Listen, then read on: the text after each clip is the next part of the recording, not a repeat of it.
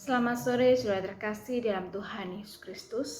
Pada kesempatan persekutuan doa Kamis pada sore hari ini, sebentar kita akan membaca satu bagian firman Tuhan yang terambil di dalam Injil Markus pasal yang ke-8, ayat yang ke-27 sampai dengan yang ke-30. Mari sebelum kita masuk di dalam renungan firman Tuhan pada kesempatan sore hari ini, kita belum merendahkan hati kita di hadapan Tuhan. Mari kita berdoa. Bapa, kami juga bersyukur, berterima kasih karena anugerah yang telah Tuhan berikan di dalam hidup kami. Kami sungguh bersyukur karena kami boleh mengenal Engkau sebagai Tuhan dan Juru Selamat di dalam hidup setiap kami. Kerinduan kami adalah semakin hari semakin dalam mengenal Engkau ya Tuhan. Sehingga hidup kami semakin bertumbuh di dalam iman kepada Tuhan Yesus Kristus. Kami mau menyerahkan renungan firman Tuhan berkesempatan sore hari ini ke dalam tangan-Mu. Di dalam nama Tuhan Yesus Kristus kami sudah berdoa. Amin.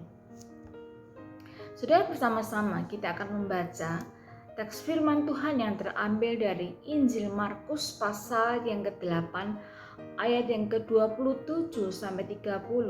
Firman Tuhan berbunyi demikian. Kemudian Yesus beserta murid-muridnya berangkat ke kampung-kampung di sekitar Kaisaria Filipi. Di tengah jalan ia bertanya kepada murid-muridnya, katanya, "Kata orang, siapakah aku ini?" Jawab mereka, "Ada yang mengatakan Yohanes Pembaptis, ada juga mengatakan Elia, ada pula yang mengatakan seorang dari para nabi." Ia bertanya kepada mereka, "Tetapi apa katamu, siapakah aku ini?" Maka jawab Petrus, "Engkau adalah Mesias." Lalu Yesus melarang mereka dengan keras supaya jangan memberitahukan kepada siapapun tentang Dia. Saudara terkasih dalam Tuhan Yesus Kristus, renungan ini kita tandai, kita mulai dengan satu hal yang menyenangkan. Dikatakan suasana di mana Yesus bercakap-cakap dengan muridnya pada waktu itu digambarkan dengan keadaan yang cukup menyenangkan, dengan udara yang sejuk. Yesus pada waktu itu mengajak murid-muridnya berangkat ke kampung-kampung di sekitar Kaisaria Filipi. Agaknya ia lebih memilih daerah ini untuk menghindari perlawanan dari para pemimpin agama. Waktunya memang belum tiba. Kota ini sendiri terletak di sebelah utara Palestina, jauh dari Yerusalem. Sebagian besar penduduknya bukan orang Yahudi.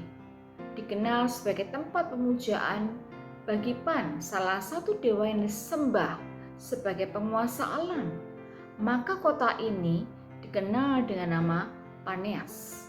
Filipus, anak Herodes Agung, membangun kembali kota ini dan memberi nama Kaisaria Filipi sebagai persembahan kepada Kaisar Agustus. Kawasan ini memiliki mata air di dalam sebuah gua yang luas, yang merupakan salah satu sumber air bagi Sungai Yordan. Terletak di dataran tinggi kurang lebih 950 meter di atas permukaan laut di kaki Gunung Hermon, membuatnya menjadi kawasan yang subur. Di tengah perjalanan, tiba-tiba Yesus memecah kesunyian. Kata orang, "Siapakah aku ini?" Murid-murid agak terkejut dengan pertanyaan yang tidak biasa ini. Ada yang mengatakan Yohanes Pembaptis, ada juga mengatakan Elia, ada pula yang mengatakan seorang dari para nabi. Memang bukan hal yang aneh jika banyak orang yang beranggapan bahwa Yesus adalah Yohanes Pembaptis. Keberaniannya menegur para pemimpin agama mengingatkan mereka pada Yohanes Pembaptis. Bukan tidak beralasan pula jika mereka beranggapan bahwa Yesus adalah Elia yang akan datang kembali. Karena Allah berjanji akan mengutus Elia di dalam Maliaki 4 ayat yang ke-5. Perkataan-perkataan Yesus serta keberanian pembelaannya kepada sekelompok yang tersingkir juga mengingatkan mereka kepada para nabi. Sebenarnya apa maksud pertanyaan Yesus ini?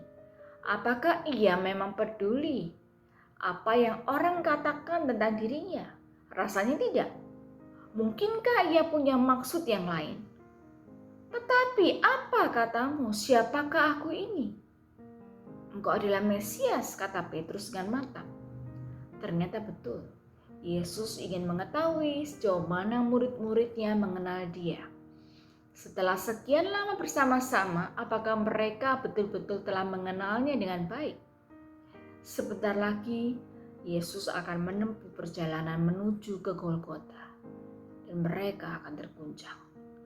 Pengenalan akan Yesus menjadi kekuatan bagi mereka untuk tetap bertahan. Bukan sekedar menjadi pengagum, tetapi tetap setia mengikut Dia. Satu pertanyaan refleksi bagi kita semua. Sejauh mana kita sudah mengenal Yesus?